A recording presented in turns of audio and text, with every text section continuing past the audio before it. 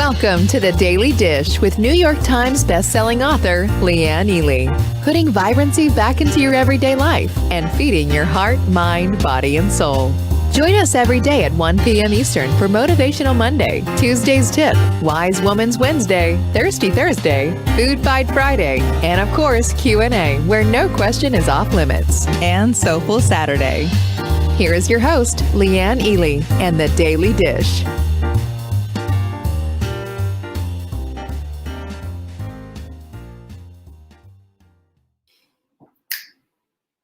So much jazzy music. Hey, welcome. I'm so glad you're here. Anyone in the house yet? I know I'm going to find some. Oh my goodness, there is not a soul. Oh, there's Helen. I'm so glad you're here, Helen. I don't like feeling alone. Helen's in the house, and I know we've got other people on their way in. So welcome. Come on in. It is Soulful Saturday. And this is the Daily Dish Show, by the way, where we put vibrancy back into your heart, mind, body, and soul. You know why, right? Because we're not just a pair of jeans. We're not just about what the number says we are on the scale. Kathy knows that. Hi, Kathy. Good to see you. Thanks so much for showing up. And thanks, everybody, too, for deciding that, you want to be more than just a pair of jeans, that you have more on your plate than, just dinner, for example. Hey, Lucy, Jackie, Jocelyn, come on in. We have a new person. We have a Jacqueline. Hi, Jacqueline. Jennifer, Joanne, good to see you all. Kathy's in the house. I haven't seen you in a while, Kathy. So good to see you all. Thanks so much for showing up. Always, I never take it for granted. Martha, my girlfriend from Whittier, California. Lisa, also in the house. Good to see you. I could just sit here and say hi to everyone. But I'm going to get on to the business of the day. We got a new quote of the week because it is Soulful Saturday. That's when we switch out the quotes. There's my girl, Liz. How about that? Liz is here. So Susan, yay. I'm so glad you're here, Susan, in person. So our supplement of the week, Digestizymes, is flying off the shelf. Did you know Digestizymes can make the difference between having so-so digestion and having digestion that's on point? You know why? Because sometimes our digestive enzymes just slow down. That happens as we get older. I'm sorry to hate. That happens to us all the time. Hey, Carol. Hey, Doris. So good to see you. And that happens all the time, and I don't like it. I've found that when I eat a steak without digestive enzymes, I feel like I've got a load of bricks in my belly. That's because my digestive enzymes, the ones that I make, can't keep up. That's why we use Digestizymes, and especially for those of you who have all kinds of issues with what I'm talking about with your digestion, whether it's on one side where there's diarrhea involved or constipation on the other side. Either way, your body's not doing real well. There's my girl Carla from Kentucky. She's in. Everybody say hello to Carla. We love our Carla. Anyway, Digestizymes is that supplement that will really help. And this is our show. This is our supplement of the week. You can find it at savingdinner.com/show, and why I have such strong recommendations for Digestizymes. Here's the bottom line.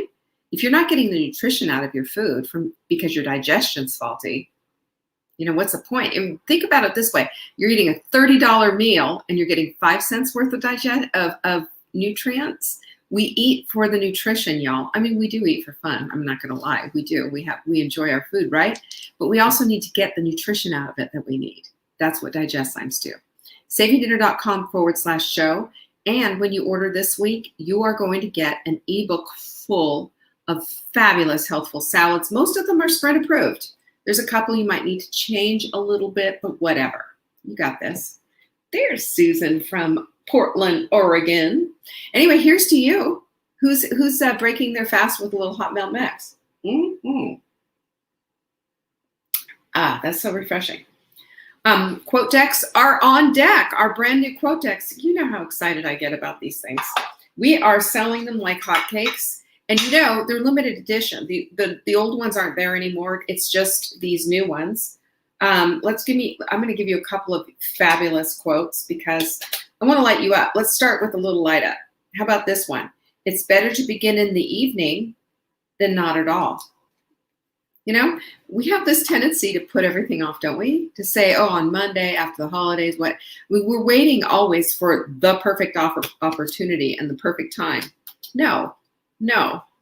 There's my girl, Joanne. I have grit, not quit. That was from one of our shows a while ago. An ounce of action is worth a ton of theory. Woo. Thank you, Ralph. How about Peter Drucker? That which is measured improves. You hear me say that all the time. This is why I say, get out the measuring tape when we do the sprint. Anyway, you can find these at savingdinner.com/quote. These, we are so proud of these quote decks, and these are quotes that light us up. And if you saw what our friend Sarah said the other night when we were doing the food addiction webinar, she said it was like each quote was meant just for her. Well, I promise you, each quote is meant just for us. I think if you have a tender heart, you're trying to up-level your life, these little quotes make a difference because they come with a stand and you can set them out all over your desk and start seeing things that help to change your mind on the things that you get stuck in, right? That's what a quote deck does. savingdinner.com/quote. Don't forget, you order 2 and you're also going to get it for free shipping. And look, come on, tell me you don't love them. These are a limited edition mindful mugs. Find out all about them and how to get one for free at savingdinner.com/mug. You can get it for free. You can pay for it however you want it. Linda just ordered the digest limes. You're going to be really happy with them, Linda. Honestly, game changer. They will absolutely change everything if you are one of my digestive ladies. I've got a lot of them. And it happens, as we get older, it happens. So what do? We that's why supplements exist in the first, to supplement what our body's already trying to do. Just give it a little help. I don't know about you, but I need a little help. Anybody who wants to help me clean windows, for example, you know what I mean? Easier to do with few than just with one. Our new quote of the week, which, by the way, I had it wrong. I had something else written down, which was really funny because it goes with today's topic, but that's probably next week's, whatever. Here it is. There are only, 2 options regarding commitment. You're in or you're out. There is no such thing as life in between. The last 2 words, 3 words, life in between. What is life in between? When we purposely don't make decisions and put our lives in limbo, our lives default to whatever. That's not a good decision. That's not a good decision. And when we really get tuned in like a heat-seeking missile on what our thing is and what we want in our lives, and we make that decision, that's when we stop living life in between and just letting things happen and say, well, I didn't know about, I didn't mean to do that, blah, blah, blah. When we make decisive action and we say it's this way or it's that way, then we're committed. A committed life looks completely different to one who's just letting life happen to them. Think about that. This is my friend George Bryant, by the way. By the way, Jenny, he just moved to Montana, so who knows, you might be neighbors. Hi, Jennifer. Good to see you. You're not guilty. No, you're not. No, you're not. Amy, it's so good to see you. I saw our other Amy, too. We got our Amy's in the house. It's nice. Anyway, so here we are. We have Full Bloom coming up. Are you ready for it? You know what? Everybody's getting tickets. We're on fire about that. And wait till you see what we have coming. I'm going to give you a hint. I'm going to give you a big time hint. We have a pop-up boutique happening shortly just for Full Bloom. That's all I'm going to do. I'm just going to drop that and I'm going to have you saying, what are you talking about? You'll see. You will see. The swag bag is on point. We have digital and a actual physical swag bag that our everybody who attends will be getting in the mail. And to say that we're excited, that's an understatement. We are just on fire and excited for it. This year's theme for Full Bloom, you are enough. Because when we can start with that premise, then we can work on our stuff without getting held back. Are you just ready for that? Are you lit up for that? Put it on your calendar. Saturday, April 24th. It's all day. We start at 9. We go till 5, and it's going to take your whole life to the next level. That's our hope. That's our hope. So, hi, Nancy Corliss. Good to see you. Gosh, I love watching all y'all here. So that's what we have coming up. You can find out all about it at savingdinner.com/bloom. Of course. So we have a whole bunch of other stuff, including the Hot Melt Happy Hour. I'll tell you about that coming up. And we also have a Hot Melt Hub. I'll tell you about that. That's coming up. We have things coming up for you to do, for you to have, and to help you, level up your game, because we all want to do that. A food addiction webinar was this Thursday. You can still watch it. A lot of comments about that, a lot of comments. I'm talking about it in this whole webinar from my perspective of dealing with this for a good portion of my life. You can find it at savingdata.com/freedom, because that's what this webinar is about, freedom from food addiction. Amen. Go get the replay. It's free, of course. So, and of course, we always have Q&A. We have all of that stuff, and we'll, look in the comments. I will get, you can get all the information on how to do that.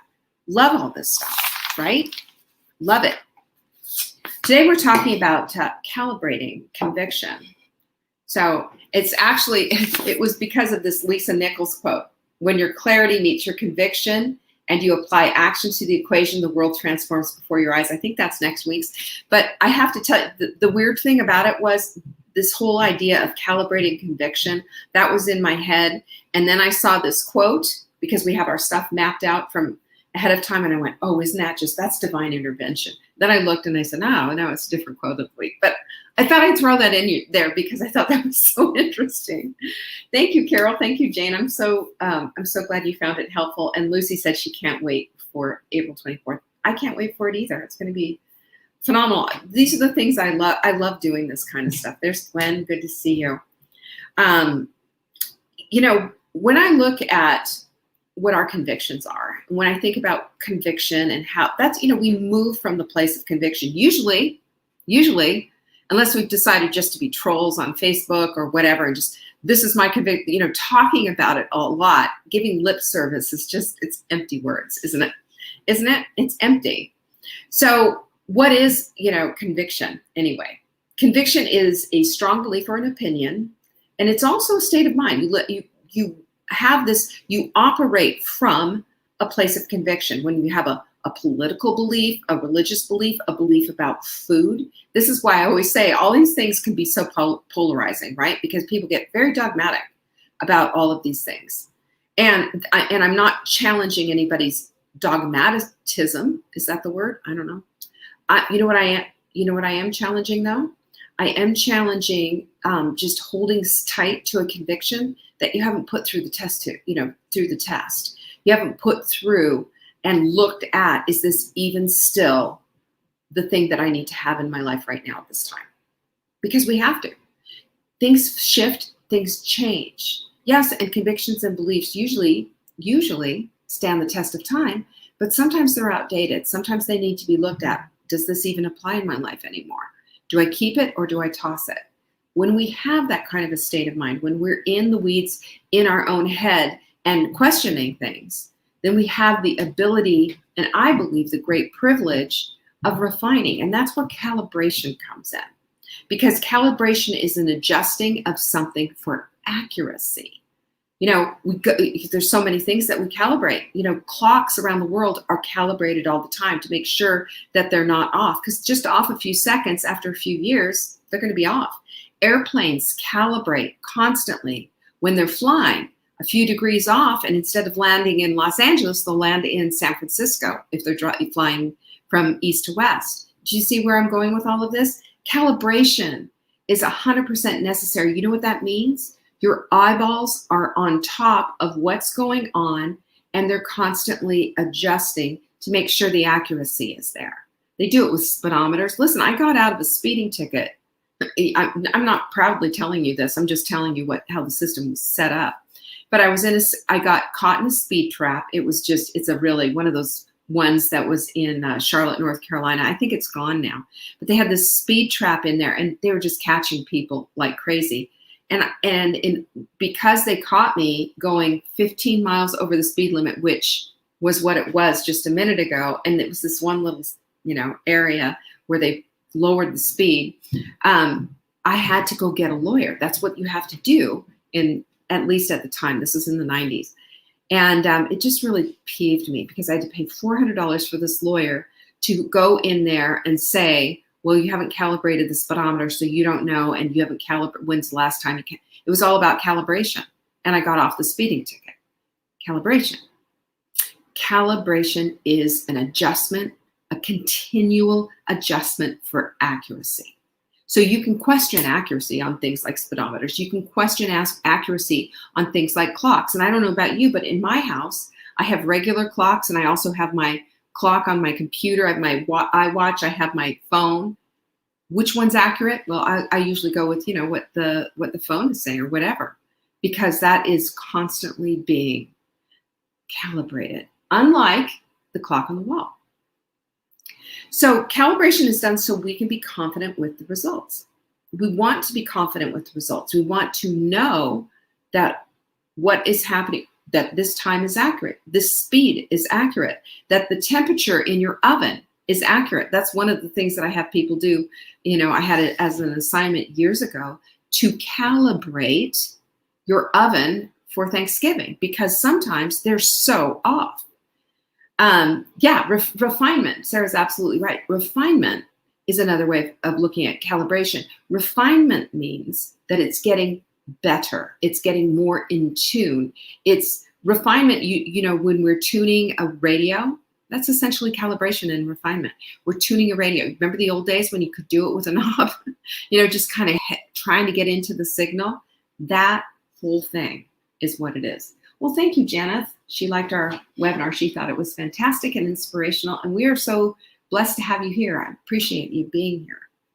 So if we understand that calibration is done so we can be confident with the results, then we have to be sure of the results, right? We have to be sure. And we have to remember that we need to feel sure of the results, sure of what it is that we're going on, and ongoingly maintain that calibration so that what we're thinking about and what we're bringing about is accurate and lands in alignment with our belief systems. Because being out of whack and doing things, it's like saying yes when you really should have said no. You're saying yes on the outside, and inside you're churning because why did I say that? And now I'm obligated to do this. And it's going to cost me with my kids. It's going to cost my home. It's going to cost my work time. It's going to cost me for doing this, saying yes. That is what we're talking about, is being completely in alignment. And when we calibrate and we question and we look for refinement, our no's are going to come a lot easier. It's going to be very simple to align because everything is calibrated. So what does the calibration really do? It gives us clarity on the lives that we want to live. It gives us clarity about our belief systems, and they are definitely in there serving us. It gives us clarity on what our next action steps are, because we see as we go ahead and we plod along, that things are in alignment and it's working. We're getting results. This is why we talk, the sprint is a great example. You follow the program and you refine it as you need to, and you look at it and say, oh, you know what? A little off on the sleep, a little off on the hydration, calibrate. And what happens? You get it dialed in. And what happens when we dial things in? We get the results that we're seeking. Or if we don't, then we start questioning the whole thing. We start questioning the whole thing. So this is a call really for us to all calibrate our convictions and to get the clarity in them that we need to do. Because if we don't, we're going to find ourselves in this really push me, pull you situation inside of ourselves. We're going to feel uneven. We're going to feel like, and that's where the decision fatigue comes in. And you know what happens when the decision fatigue comes in, right? We don't make decisions. We live on default instead of on purpose. And default is never going to get us what we want, ever. Have you noticed that? Nobody just randomly loses weight unless they're seriously ill, right? It's on purpose. It's born out of a decision, and it's followed up with actions, and it's recalibrated, and it's refined every single step of the way. And the clarity of what it is that you need to do in order to get the results that you want become crystal clear. Become crystal clear. We've all weighed ourselves on scales that weren't calibrated, right? Or if we move them to just a right position, we're going to get a weight that we want to see on there. We do stuff like that. What's up with that?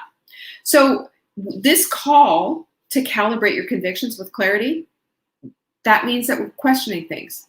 What is this based on?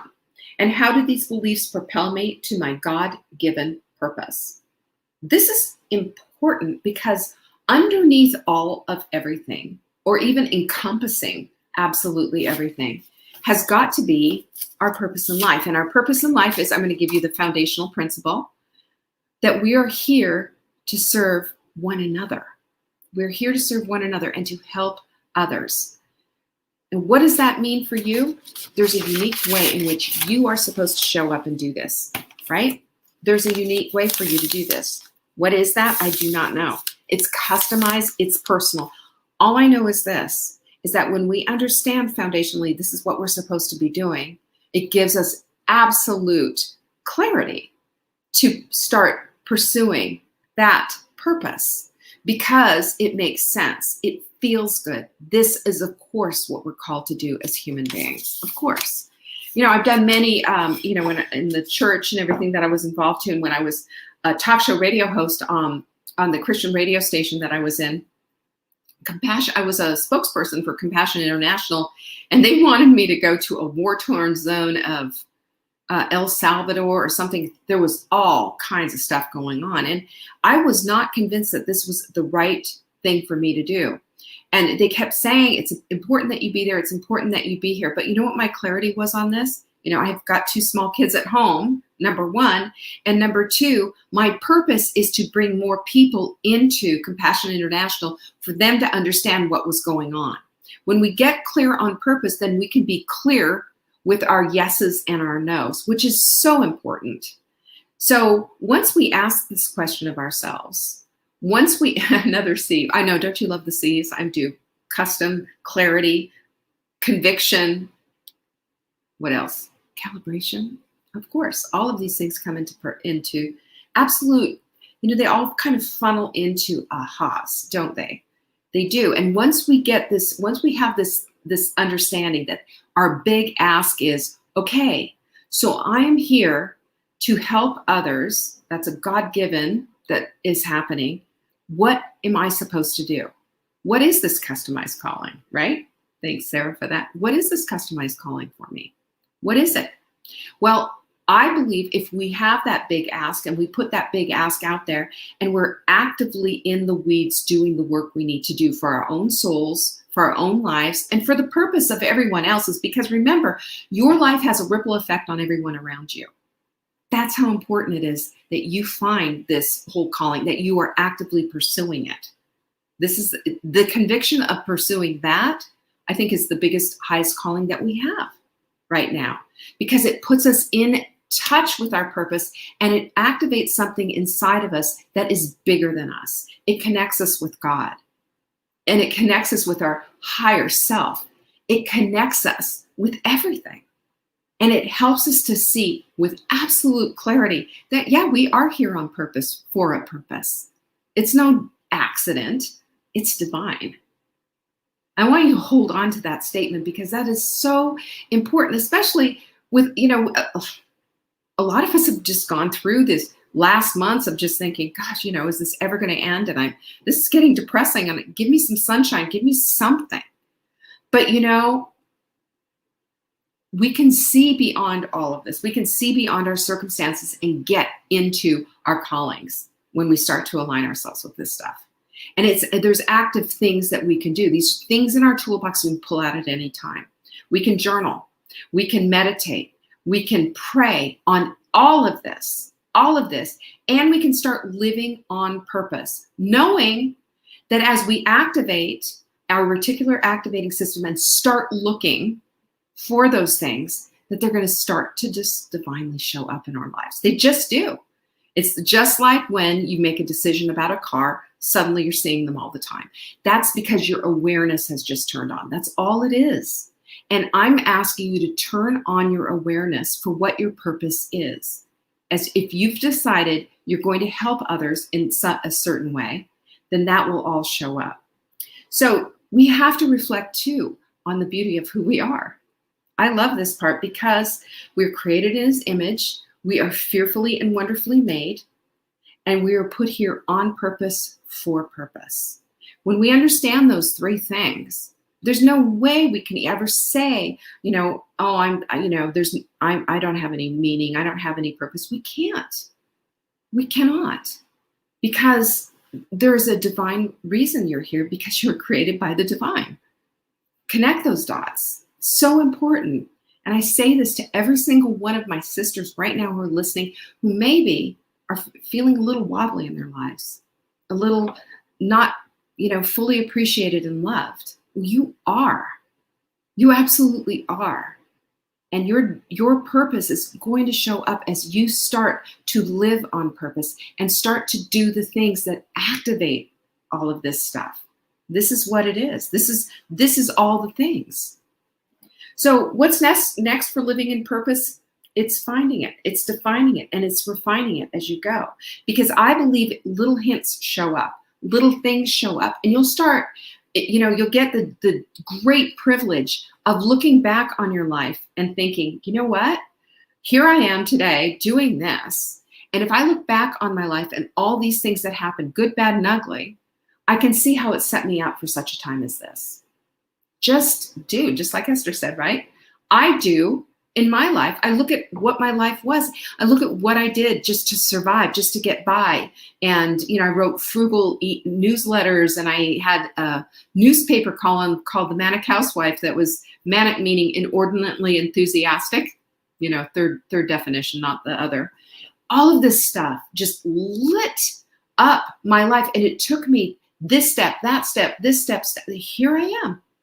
And I believe that right now I am living on purpose, in my mission, doing good work on purpose with guidance from God himself, And I couldn't even tell you how delighted I am. Every day I am delighted.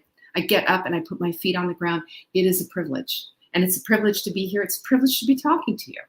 However big our audience is or however small, but every single day to be able to do that, it's because of that connection, and it's doing the work to create the connection. It's opening the toolbox and building the bridge. We're all here going over there. There is a bridge to be built. We all have bridges to build. The materials, the toolbox, you've got them all. You've got them all. Are you going to open it? Are you going to pull out the tools? Are you going to start the building? Are you? That's how you live life on purpose.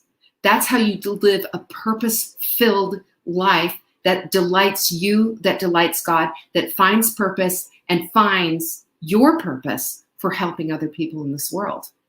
And it's, it's not big or grand. It might be that you're cleaning a toilet at a camp for a bunch of kids or something. Who knows? It's divine when you decide it's divine. The work that we do is all counting. Everything counts. The smallest task when it's done with a grateful heart. I had to learn this the hard way with my kids. I was so put upon, as a young, I have to do this and I have to do that. And it's just like endless, right? Clean up after the dog and take the dog out and get the kids ready and do this and do that. And it's a lot. And if you're parents, it's a lot.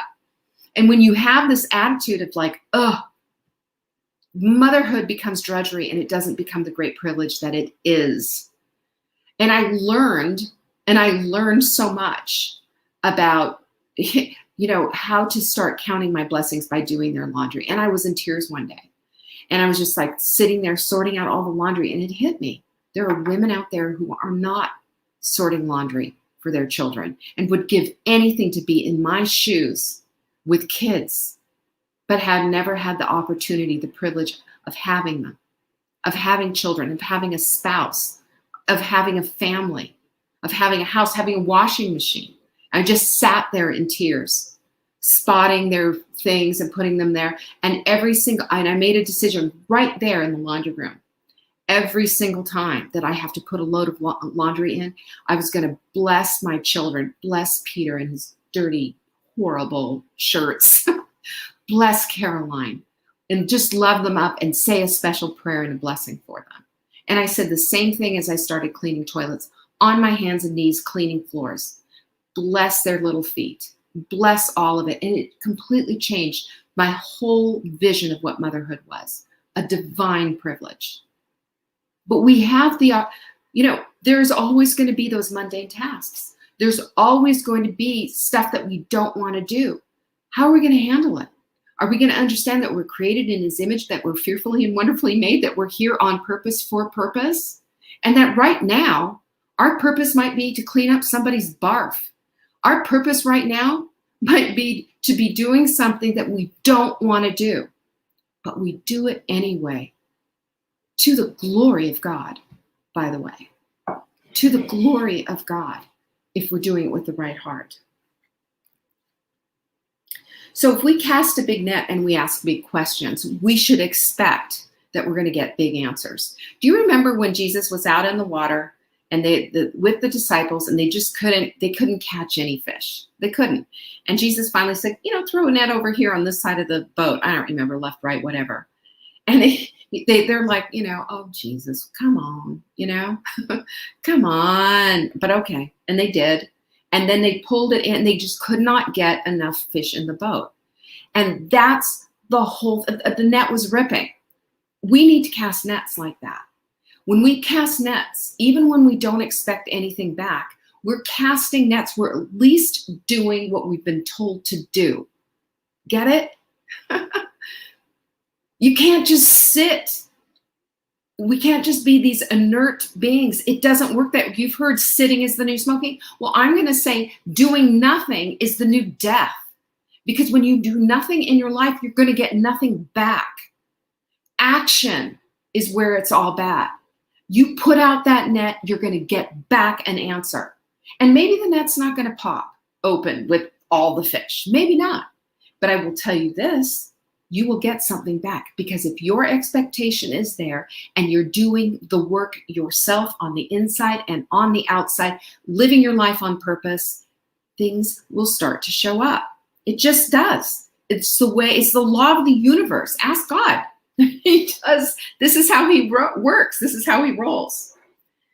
I want you to know that, we're all compilations of so many things. There's so much. We have so many things. From the mundane to the larger things, to the loftier things, to what happens after my children leave the house, to what's my next chapter going to look like? How can I serve? What kind of talent do I have? Who am I? We have jumbles in our heads. We talked about that this week, didn't we? Big time. We have jumbles. But you know what? As we untangle those jumbles, and it's a daily deal, sincerely seeking, knowing the divine purpose is there, we are going to find how to serve uniquely, wonderfully, fearfully, because God always shows up when you are honestly seeking. He does. And this is the soul work that we need to be doing every day. This is why we always talk about getting off the carousel of crazy, because the carousel of crazy has taken us away from who we are. We've taken away our purpose and said that we're only worth what our genes say we are. That is simply not true. We are much bigger than that, much bigger. So here's the deal.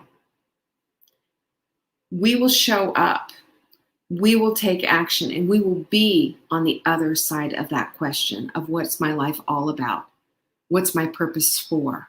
When we start living with clarity, with conviction, and with calibration constantly to get our ideas, our beliefs straightened out, to make sure that they're clear, and also to make sure that we're living intentionally on purpose with blessings continually in front of us, with gratitude just pouring out of our pores. It is one thing to say, yeah, I'm thankful for this, that, and the other thing that we do every morning, in our morning rituals. But it's another thing to live continually in gratitude. In the journals, our whole purpose in the journal is just to make you aware of being, have some gratitude in your life. Seek out the gratitude. But we can live it daily when we start searching for it. It's amazing what shows up in our reticular activating system as we start to do these things. Anyway, that's what I have for you today. And I hope that was helpful. And I hope you found something in there that you can take and put in your little toolbox to help you on your journey. I appreciate you all. And don't forget to take advantage of our Digest Times offer that we have at savingdinner.com/show. Tomorrow we're dark. Meaning there's no show tomorrow. I spend the day in my pajamas, proud to tell you, or else we'll get dressed and we're going to go, play pickleball and tennis and what have you, if the weather's good. But bless your hearts, each and every one of you. Bless you as you find your purpose, as you live in clarity, as you live in conviction. I appreciate every single one of you and live with gratitude, knowing that you're here every day. When I show up, you show up too. It makes so much of a difference in my life. You are surely appreciated. Peace be with you, and I will see you on Monday for Motivational Monday.